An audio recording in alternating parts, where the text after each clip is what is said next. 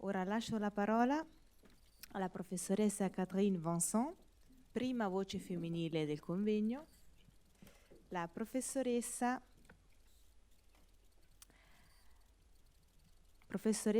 emerito di storia del Medioevo presso l'Università di Paris-Nanterre, presidente della Société d'Histoire Religieuse de la France e l'Associazione internazionale per le ricerche sui santuari. Bienvenue et merci beaucoup pour être ici. Grazie. Prima vorrei ringraziare gli organizzatori del convegno. È un piacere per me di sentire parlare delle confraternità come un oggetto teologico, perché fu un oggetto storico per me da molti anni. Parlerò in francese perché è più facile per me e spero che la presentazione che ho preparata sarà un aiuto per tutti per seguire il proposto.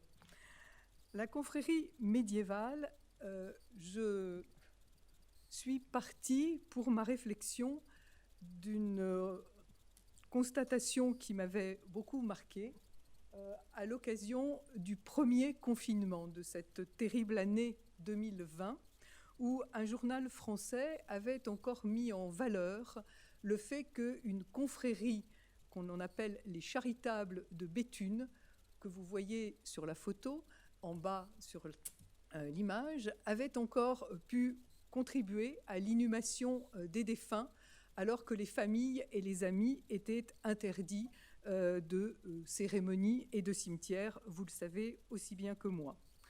Et je me suis dit que peut-être ces confréries que j'avais étudiées pour l'époque médiévale avaient encore quelque chose à nous dire à l'époque contemporaine, et vous n'arrêtez pas de me le démontrer au fur et à mesure des communications de ce congrès et des rencontres que je peux faire avec des confrères encore présents à Lugano.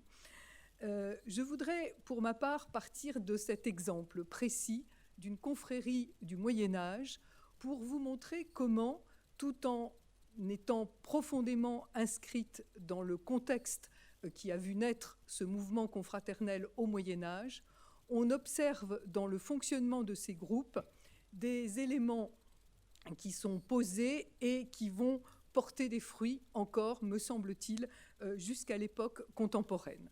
Donc nous partirons de cette confrérie des charitables de Béthune, dont vous verrez au fur et à mesure de l'exposé des extraits de statues. Alors, non.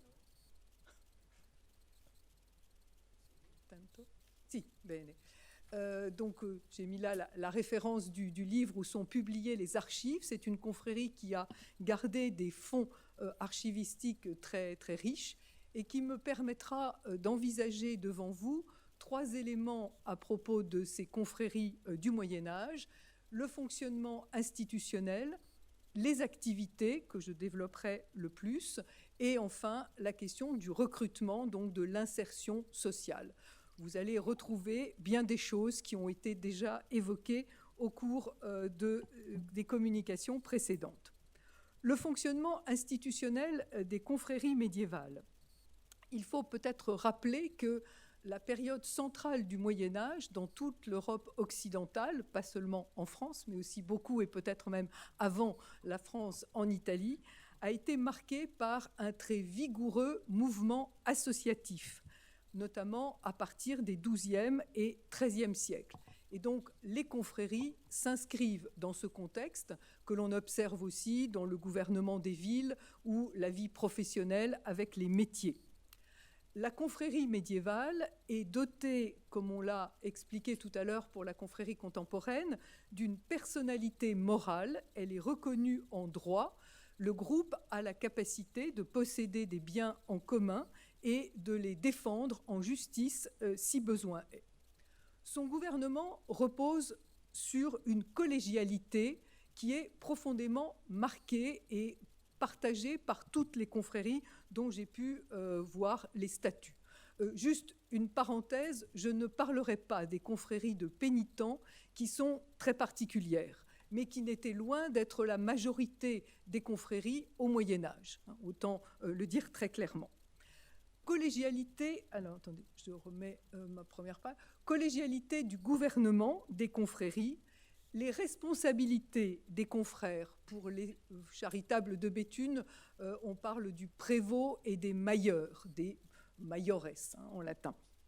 Les responsabilités sont des responsabilités limitées dans le temps. Les responsables sont en fonction 1 an, parfois plus, peuvent être réélus à plusieurs reprises, mais pas systématiquement.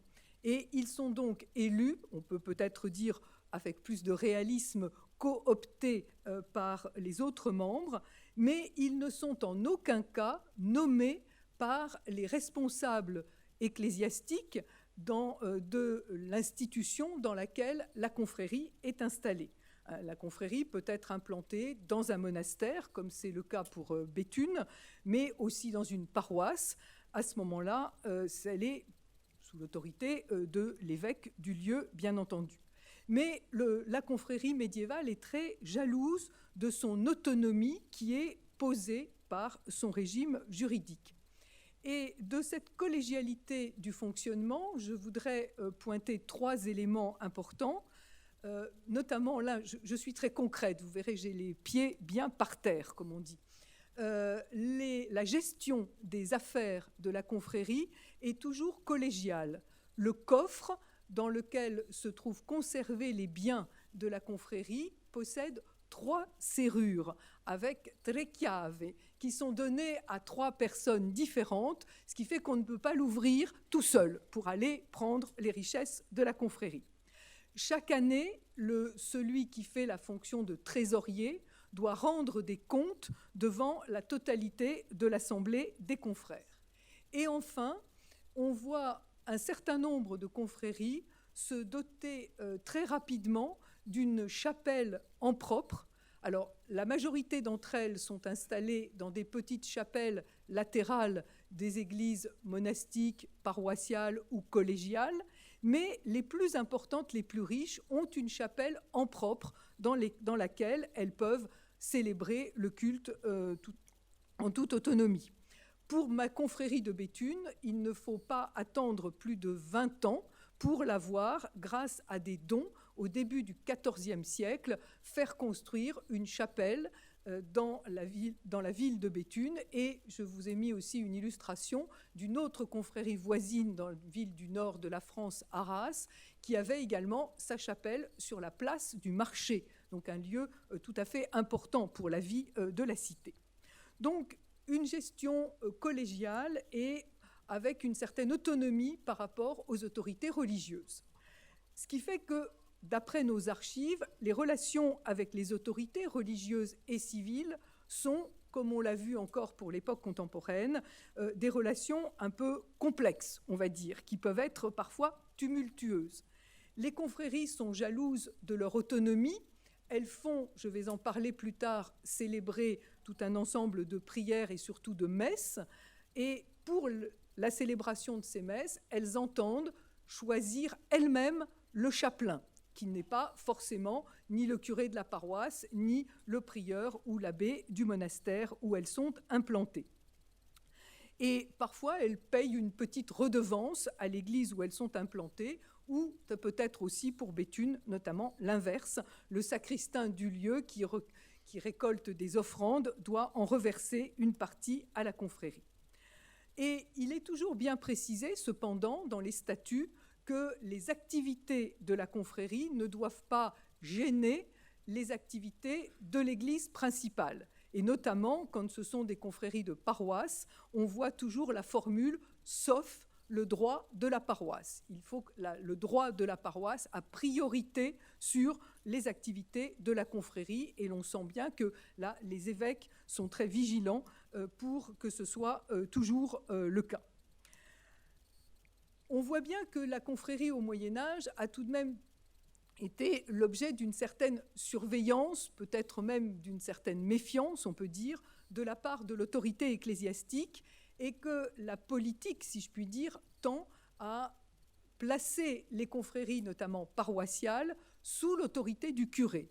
Mais j'insiste sur le fait que pour la majorité d'entre elles, et notamment les plus anciennes, ça n'était pas le cas. Le curé pouvait être membre éventuellement de la confrérie, mais pas toujours, et ces groupes étaient très autonomes et recrutaient des membres dans les différentes paroisses d'une même ville, par exemple, ou même au-delà, puisqu'on pouvait appartenir très facilement à plusieurs confréries.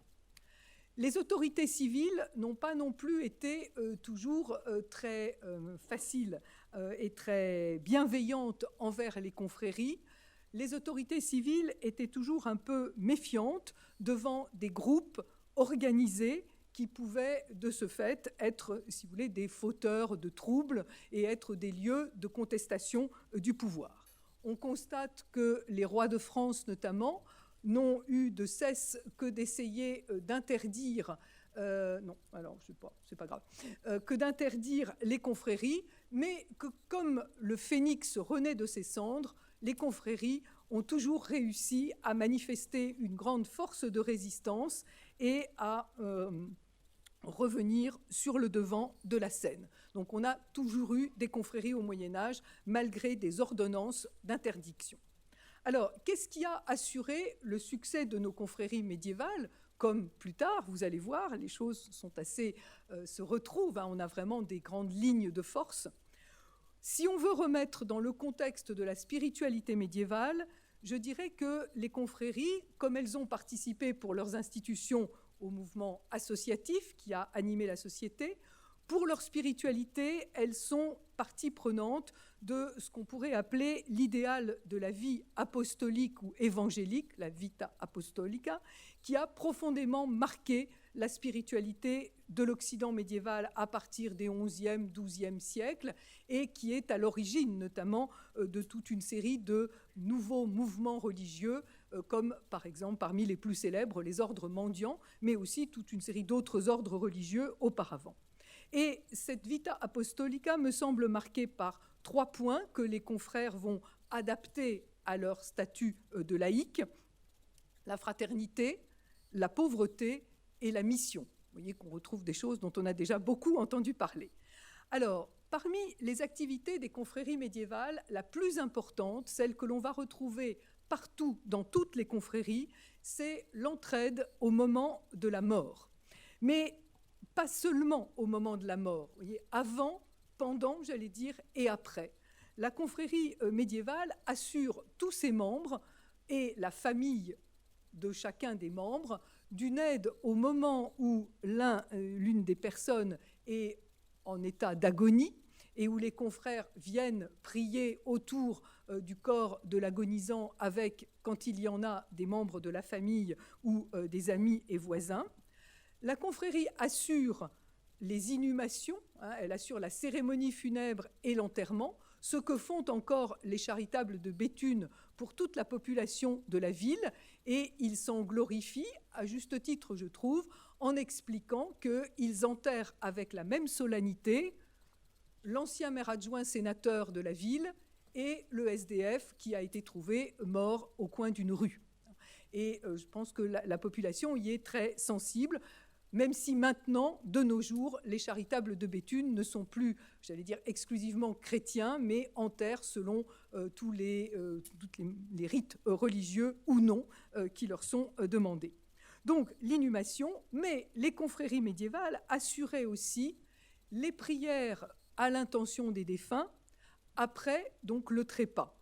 Et toutes les célébrations qui sont ordonnées par les confréries médiévales le sont, comme le disent les statuts, pour tous les confrères, tant vifs que trépassés, c'est-à-dire aussi bien les vivants que les morts, qui sont englobés dans une mémoire commune que l'on retrouve matérialisée sur le registre des membres, où se trouvent inscrits tous ceux qui ont appartenu à la confrérie, et même quand ils sont morts, j'en ai lu un certain nombre, on ne raye pas leur nom, ils restent évidemment membres de la confrérie, avec, en premier lieu, j'allais dire, le ou les saints patrons qui établissent, si vous voulez, cette communauté de prière entre le ciel, la terre, les vivants et les morts. Deuxième élément important de la confrérie, les activités au service des œuvres de miséricorde, dont on a déjà parlé, qui sont dans les statuts de nos confréries médiévales extrêmement concrets. Les statuts de Béthune, je vous ai mis une petite citation, j'aime beaucoup, nous expliquent que leur saint patron a accompli, Saint-Éloi, accompli toutes sortes de miracles, tant pour les hommes que pour les bêtes vives, pour les animaux. Donc vous voyez, je ne cède pas à la mode actuelle d'associer les animaux à tout ce que nous faisons, mais on voit combien le monde animal était important dans la vie quotidienne des fidèles au Moyen-Âge. On s'entraide en cas de maladie, on va visiter les malades et on leur apporte éventuellement de la nourriture. Donc vous voyez, c'est les œuvres de miséricorde à la fois corporelles et spirituelles, comme on nous l'a dit. Face aux difficultés de la vie, face à l'incendie, à l'inondation, les statuts sont extrêmement concrets. Certaines confréries, c'est le cas de celle de Béthune, peuvent entretenir de petits hospices où on accueille de pauvres gens jusqu'à la fin de leur vie, distribuer aussi des vêtements, des vivres, ou même penser à doter les pauvres filles qui ne peuvent pas trouver un mariage sans dot, sur le modèle de ce célèbre Saint Nicolas qui a été quand même très vénéré tout au cours du Moyen-Âge. Mais la confrérie médiévale, comme les confréries ultérieures d'ailleurs, est aussi, on l'a entendu tout de suite, un lieu de sociabilité qui réunit ses membres au moment de la fête. Je passe parce que c'est une chose peut-être assez connue, mais attention à ne pas aller dans le sens de la critique de cette fête comme étant le lieu, avec le banquet qui l'accompagne, de toutes sortes de débordements.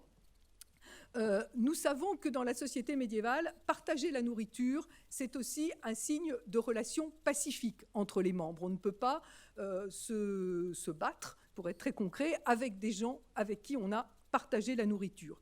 Et bien évidemment, une lecture anthropologique chrétienne voit dans le banquet qui suit la célébration de la messe en l'honneur du saint patron le jour de fête, un prolongement concret de la relation nouée par le partage du repas eucharistique, bien évidemment.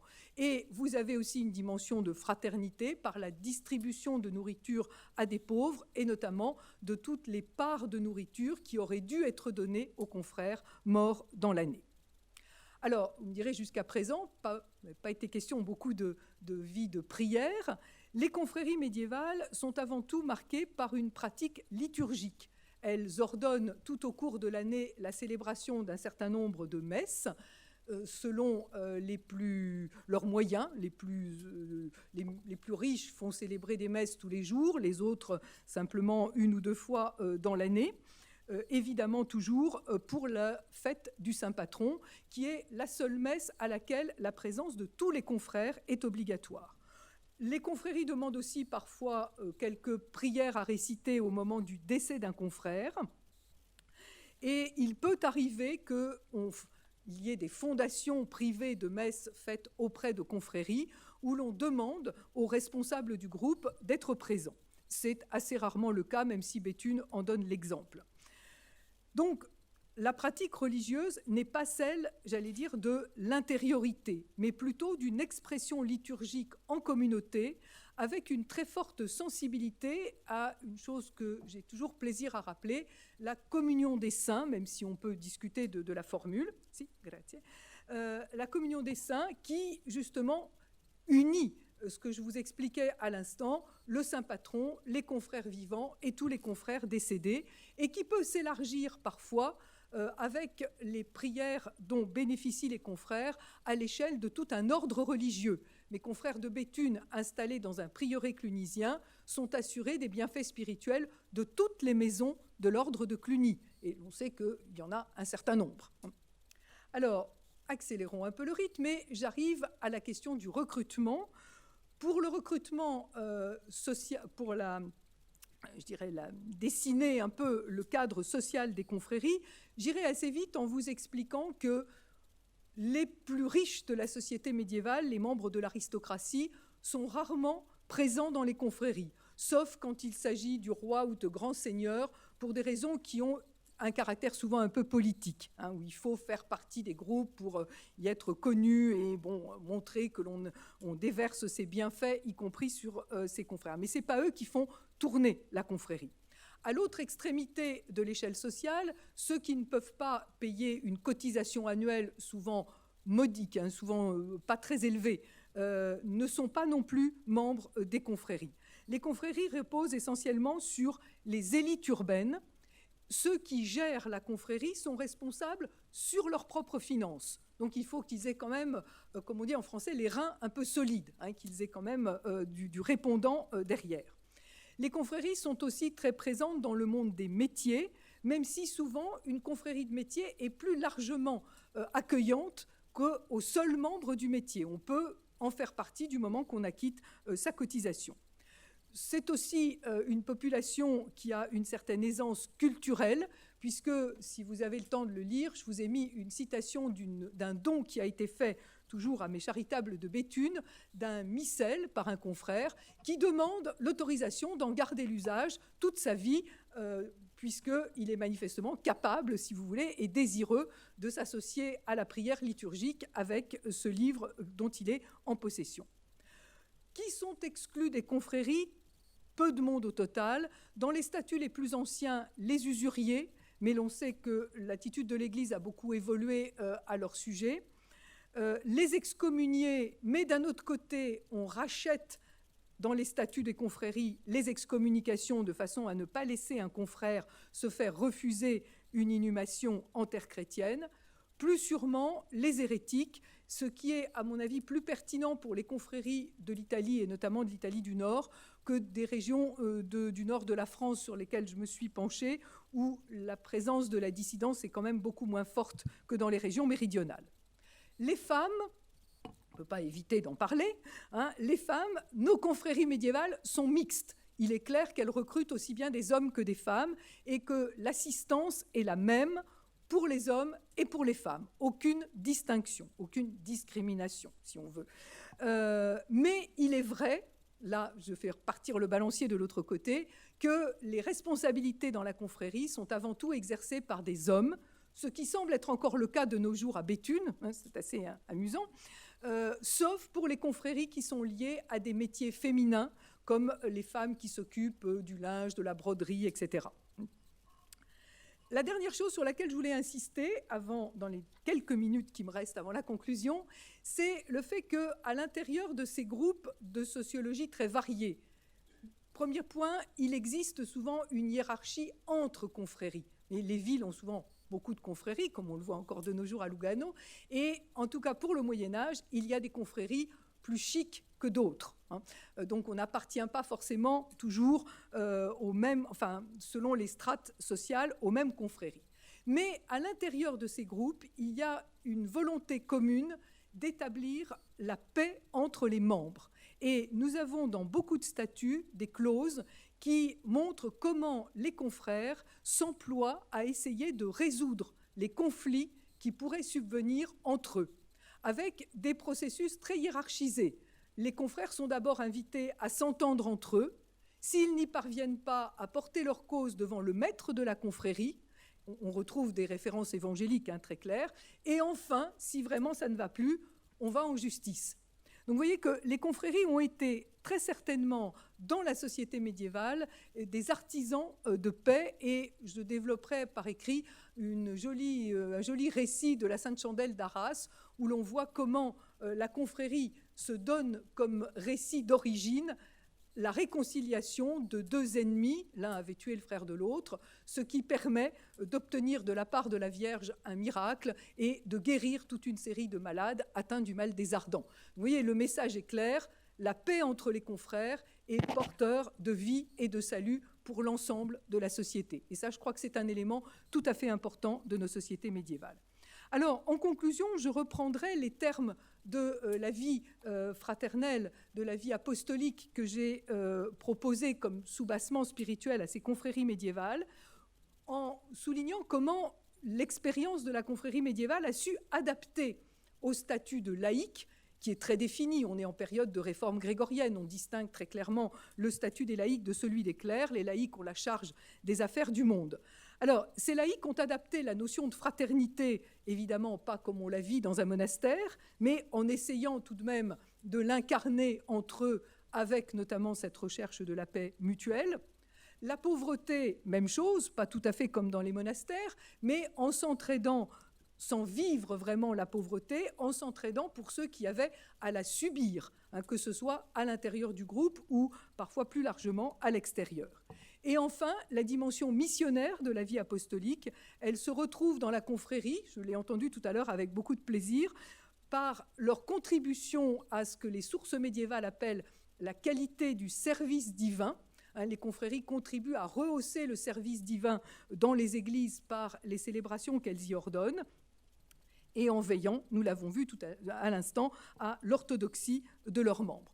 Donc il me semble qu'on a là un modèle qui est extrêmement équilibré entre les deux grands commandements du christianisme, l'amour de Dieu et l'amour du prochain, un modèle qui a su adapter à l'état des laïcs, puisque les religieux ou les clercs sont peu nombreux, proportionnellement c'est vraiment un mouvement de laïcs, adapter donc à l'état de laïc un idéal qui est partagé, un idéal spirituel qui est partagé par toute la société médiévale, et qu'on a derrière ça aussi peut-être une réponse à une conception très unitaire de la personne humaine, qui n'est pas vue simplement comme dans sa spiritualité ou dans la vie concrète à travers la fraternité, mais dans les deux dimensions, et qu'en cela, sans être un modèle à imiter servilement, c'est peut-être un modèle à méditer, ou en tout cas, il était, me semble-t-il, intéressant de constater que ce que nous réessayons de vivre maintenant dans les confréries contemporaines a trouvé déjà des formules chez des ancêtres lointains. Merci beaucoup de votre attention.